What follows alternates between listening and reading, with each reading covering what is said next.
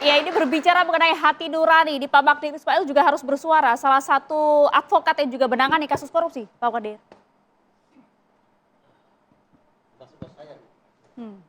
Terima kasih Maria, Andro.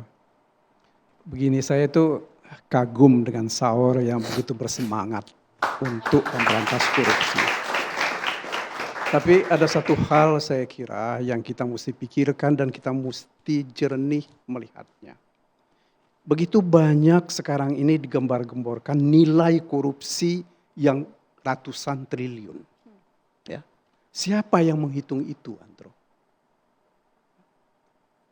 Salah satu contoh, saya mau ambil contoh begini. Ini kasus konkret yang sudah diputus oleh Mahkamah Agung.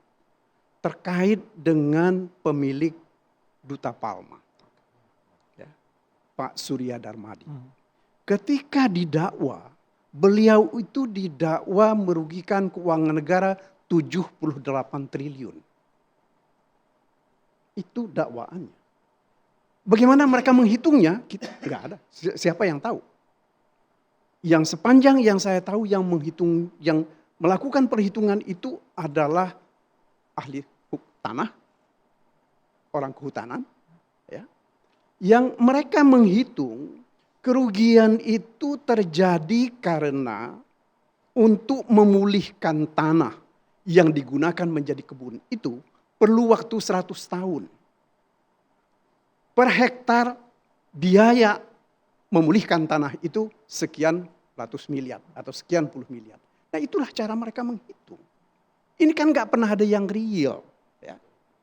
Saya kira ini persoalan pokok kita. Kita sekarang ini aparat penegak hukum kita lebih banyak seolah-olah lagi kontestasi mengenai besarnya kerugian keuangan negara. Sampai dibuat juga klasmen korupsi. Sampai dibuat sedemikian rupa itu. Tetapi nyatanya kan tidak.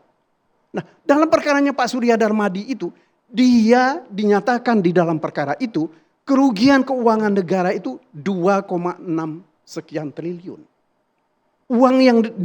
Uangnya dia sudah disita 5, sekian triliun. Tetapi apa yang terjadi? Ya. Seluruh hartanya dia disita, termasuk uangnya, tetapi tidak pernah dieksekusi. Nah ini problem pokok kita. Ya. Apalagi kalau sekarang misalnya, saya nggak tahu bagaimana mereka menghitung misalnya 300 triliun terkait dengan timah. Saya yakin betul kalau melihat presentasinya salah seorang ahli tanah dari IPB itu, yang mereka menghitung itu. Karena kerusakan tanah. Ya. Jadi hanya sekedar potensi. Ya. Tidak ada yang real. Kita nggak tahu yang real itu seperti apa. Karena begini Andro, ini ada kecenderungan ahli-ahli kita dalam menghitung ini. Salah satu di antaranya yang mereka sebut sebagai illegal gain. Ya. Akan tetapi apa yang mereka sebut illegal gain ini nggak pernah jelas ukurannya. Ya. Kalau yang jelas ukurannya itu illegal gain itu kalau terkait dengan drug and trafficking. Jelas itu. Perbuatannya itu salah. Ya. Tidak boleh menurut hukum sehingga itulah kerugian. Ya. Dan seluruh kerugian itu adalah illegal gain. Nah persoalan kita, saya kembali ke urusan yang tadi dibicarakan, yang ditanyakan itu Maria ya. Apalagi Saur tadi begitu berapi-api mengenai 1.000 triliun. Apa iya?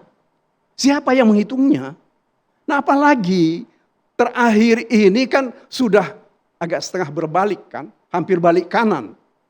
Keterangan yang diberikan, yang kemarin itu dioplos, kemudian sekarang ini apa istilahnya? Blending, Pak. Blending. Apa betul seperti itu?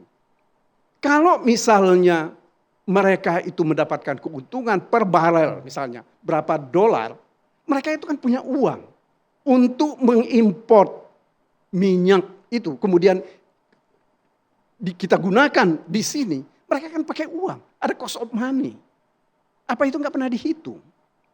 Saya kira ini yang kita mesti hati-hati. Jadi angka ini ngadi-ngadi itu menurut Bapak? Saya belum tahu bagaimana mereka menghitungnya. Tetapi dari pengalaman saya yang sudah pernah saya lihat dari beberapa perkara, perhitungan itu nggak benar. Enggak ada dasar hukumnya. Begini Andro, kalau kita bicara tentang kerugian, ya ada akuntansi bisa menilainya. Kalau nggak salah saya Daniel akuntan ya. Bisa dihitung. Tetapi kalau kerugian perekonomian negara atau kerugian lingkungan, kita pakai apa menghitungnya? Nggak ada. Nggak ada standar baku bagaimana menghitungnya. Oleh karena itu saya terus terang saya agak merasa risih gitu ya. Kalau dengan besarnya kerugian-kerugian yang dibicarakan ini. Apalagi sekarang tuntutannya hukuman mati. Saya ingat satu perkara di Cina itu dalam catatan saya Li Jianping ya. Berapa tahun yang lalu.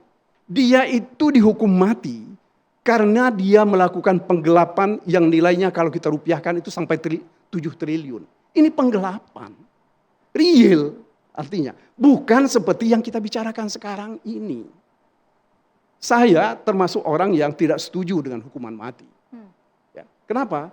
Karena belum tentu orang itu bersalah terhadap kasus-kasus tertentu ini tadi. Apalagi Kurnia tadi kita sudah dengar. Ada syarat untuk bisa dijatuhkan hukuman mati. Ya. Kita ke belakang memang hukuman mati ini bukan sesuatu yang baru.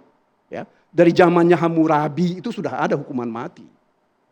Tetapi hukuman mati zaman itu ada hal-hal tertentu. Ya. Sebagai salah satu contoh kalau ada di kuil, mereka curi barang yang ada di kuil, orang bisa dihukum mati. Nah tetapi sekarang untuk sesuatu yang tidak jelas, kita mau jatuhkan hukuman mati, itu kita namanya zolim. Ya. Saya kira ini yang harus kita pahami betul secara baik. Jadi kalau saya ya, lebih cenderung mari kita coba lihat secara hati-hati persoalan hukuman mati ini. Sebab menurut hemat saya, ya seperti Pak Frederick juga katakan tadi,